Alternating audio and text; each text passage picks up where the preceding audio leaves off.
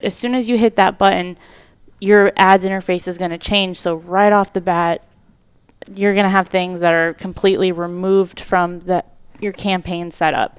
The name of the game with multifamily marketing is really visibility. That's the kind of exposure that you're missing out on. Like, boom, we're giving it right to you on a platter. All right, welcome back, everybody. If it's your first time joining us, thank you for joining.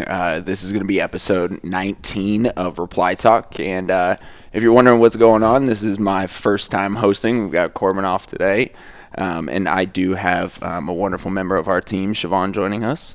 Hello. Hey, Siobhan, how are you? I'm good. How are you? Good. So today we're going to be talking about something that has been in the news for quite some time, especially pertaining to the multifamily marketing department. And what we're going to be discussing today is going to be Facebook, fair housing, and some of the new changes that have gone on within their ads platform. So we're going to be covering that today.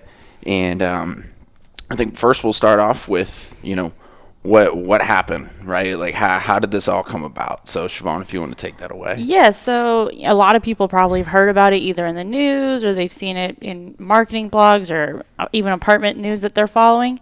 Earlier this year, Facebook was sued by the housing department for basically discriminatory practices, and that their ads can basically encourage discriminatory practices. Mm-hmm. So early in July, Facebook has finally rolled out a whole new set of advertising guidelines that will be applying to the real estate and housing markets, and there's a lot of big changes that came with it. Sure.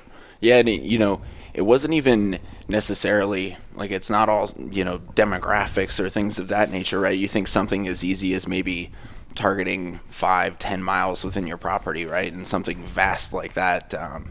That's actually gone and changed. It's gotten much wider. But dive into some of the details for us. So like, what does this look like? What is the new ads platform going to look like? What is my targeting capabilities going to be like? Dive into the details for us and kind of go in deep. So there's a lot of like I said, a lot of really big changes right off the bat when you're starting to set up your campaigns. You'll now have to hit a special button that says you're part of a special ad category. Mm-hmm. And this is applying to the housing. It also is applying to credit and employers, so we're not the only industry that's feeling the effects of this. But as soon as you hit that button, your ads interface is going to change. So right off the bat, you're going to have things that are completely removed from your campaign setup. So one of the big changes right off the bat, zip code targeting is completely gone. We can no longer target based off of zip code. Mm-hmm. Good news is you can still do some location targeting. You'll just have to put a pin, and it's a minimum 15-mile radius. So It's not the end of the world. You just have to get creative on how you're going to target. Sure. Age and gender targeting is completely gone. You can't even choose age ranges anymore, so it's just the standard 18 to 65 plus. Yep.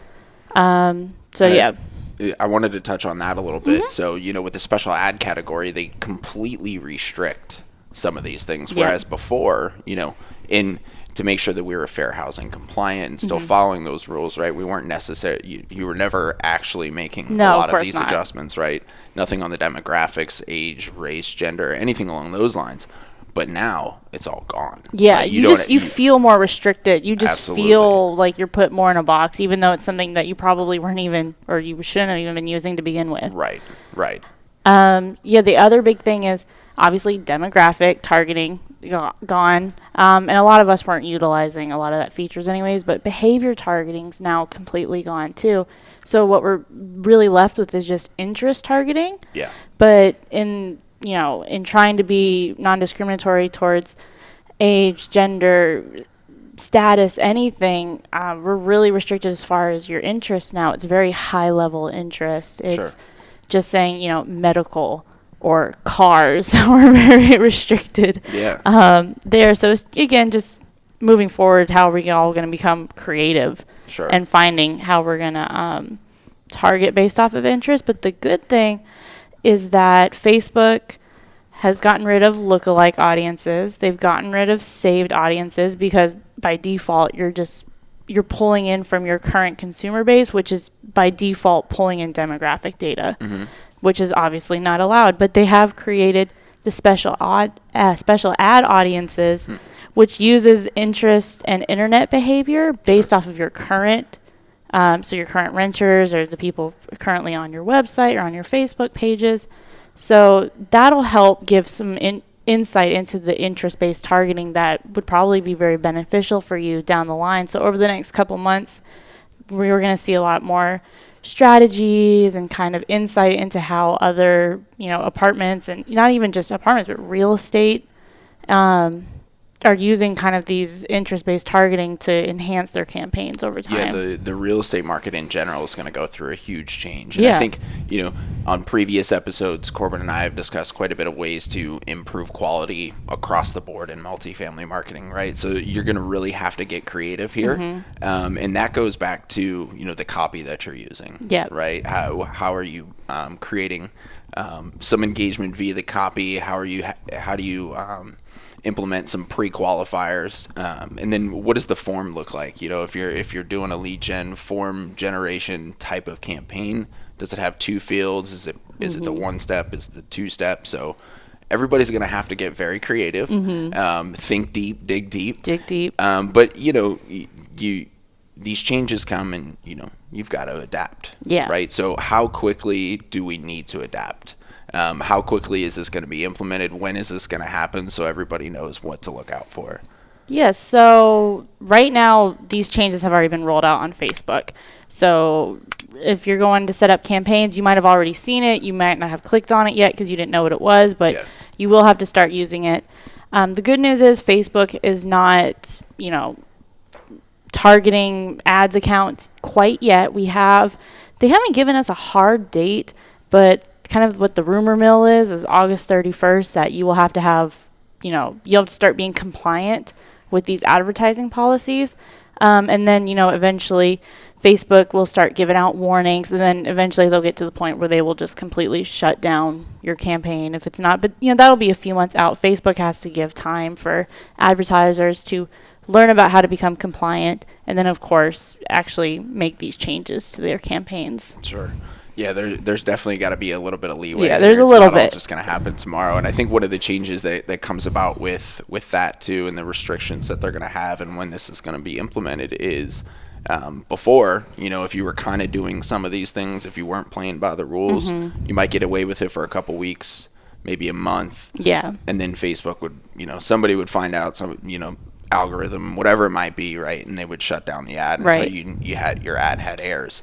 The one benefit that I do see with this is it does make you very compliant, right? Yeah. You literally you do not have the capability to provide any of these restrictions on your campaigns and not be compliant. Right. So where before people were getting away with it and probably doing some things they shouldn't have, they've made it pretty foolproof. So I'm excited to see kind of everybody on a level playing field. Yeah. And make everybody get real creative, dive deep, and figure out those strategies around how to create the new quality campaigns within Absolutely. social. So obviously, ton of changes, right? A lot of restrictions.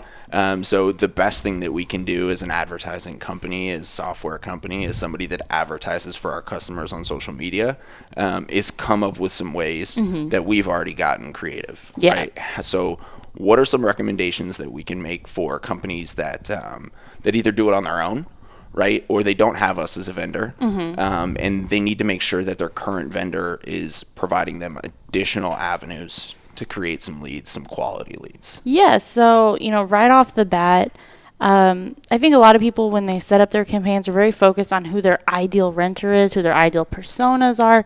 Sure. My best advice is right off the bat, don't be focusing on that. You want to focus more on, your property amenities and your property features, because that in turn, you're going to pull in the people who are drawn to that, right? And it doesn't matter, their age or anything. People will be drawn to those features. Sure. And so right off the bat, that's something that you want to focus on. Another easy thing is making sure you're including the fair housing logo on all of your advertising. And a lot of us do, but sometimes we forget, or it just sometimes slips to the side. So making sure you have that in there is super important. The other thing you want to do is just be careful with your copy. There's a lot of things, even for me, when I was researching this and I saw these articles coming out, was, content and phrases that I thought were perfectly okay. Things that I never, in like 1,000 years, would have thought could have been construed as discriminatory in any way, shape, or form. So just making sure you're avoiding phrases like ideal for young couples, family-friendly homes. It seems really small. Yeah. But it's something that people can get upset over. But the great thing is there's tons of resources out there that have lists of what's acceptable. So always, take a second look at that.